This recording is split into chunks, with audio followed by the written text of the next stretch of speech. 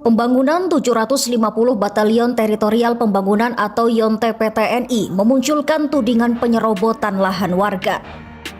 Kabar yang beredar menyebut pembangunan satuan baru TNI dilakukan dengan mengambil tanah masyarakat. Namun, Mabes TNI membantah tuduhan tersebut dan menegaskan seluruh pembangunan dilakukan di atas lahan negara maupun lahan yang telah disiapkan pemerintah daerah. Lantas, seperti apa sebenarnya proyek pembangunan 750 batalion TNI ini? Mengapa TNI ingin membangun ratusan batalion baru hingga tingkat kabupaten dan kota? Dan benarkah keberadaan batalion ini disebut bisa menekan angka kriminalitas hingga menggerakkan ekonomi daerah?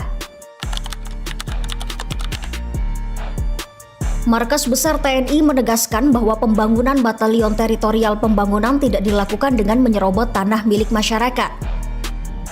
Kepala Pusat Penerangan TNI Brigjen TNI Muhammad Nas menjelaskan, pembangunan YONTP dilakukan di atas lahan milik negara, lahan milik TNI, atau lokasi yang telah disiapkan pemerintah daerah melalui mekanisme resmi.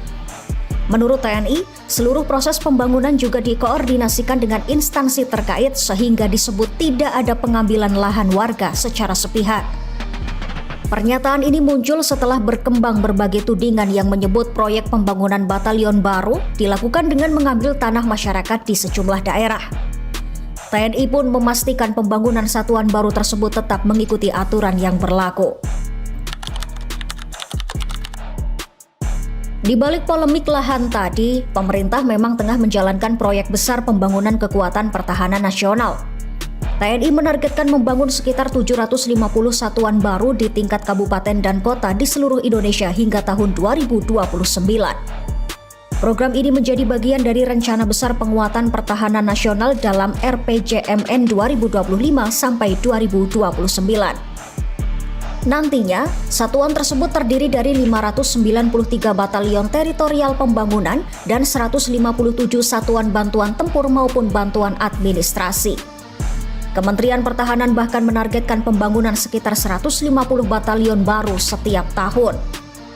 Per April 2026, TNI disebut telah membentuk sekitar 30 brigade teritorial pembangunan dan 155 YONTP di berbagai wilayah Indonesia.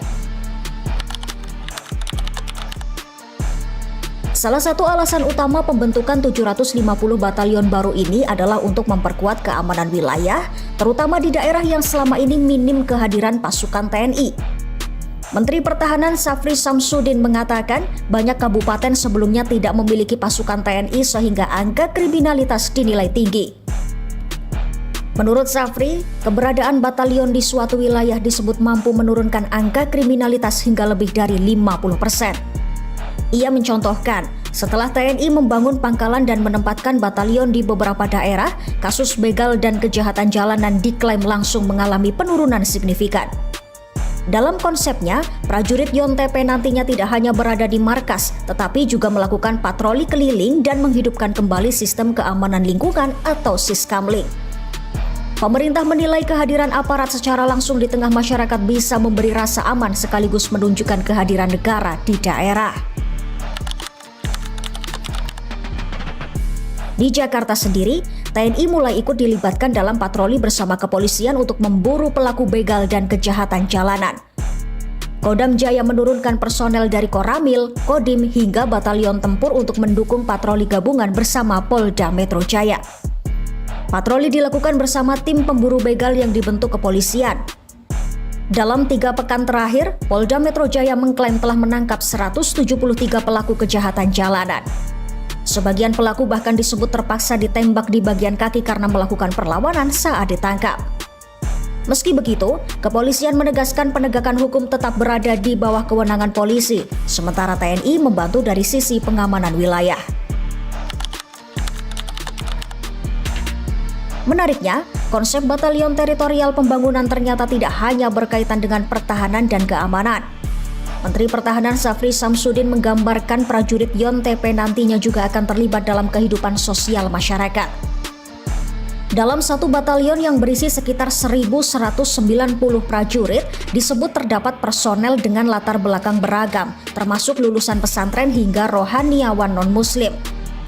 Menurut Safri, sebagian prajurit nantinya bisa ikut menjadi imam masjid, khotib, membantu kegiatan gereja, hingga mengajar anak-anak di sekolah maupun lapangan. Pemerintah menyebut konsep ini dibuat agar keberadaan TNI terasa lebih dekat dengan masyarakat.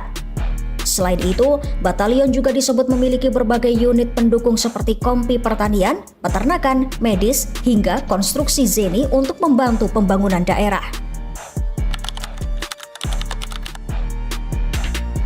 Pemerintah juga menilai keberadaan batalion baru bisa memberi dampak ekonomi bagi masyarakat sekitar.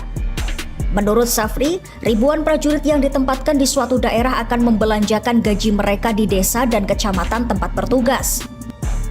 Hal itu diyakini mampu menghidupkan warung, usaha kecil, hingga kafe-kafe baru di sekitar markas batalion. Ia bahkan menyebut jika satu batalion berisi sekitar 1.000 prajurit membelanjakan uang di daerah tersebut, maka perputaran ekonomi bisa mencapai miliaran rupiah setiap bulan. Karena itu, pemerintah menilai pembangunan batalion tidak hanya berkaitan dengan pertahanan negara, tapi juga pembangunan wilayah. Download Tribun X sekarang, menghadirkan lokal menjadi Indonesia.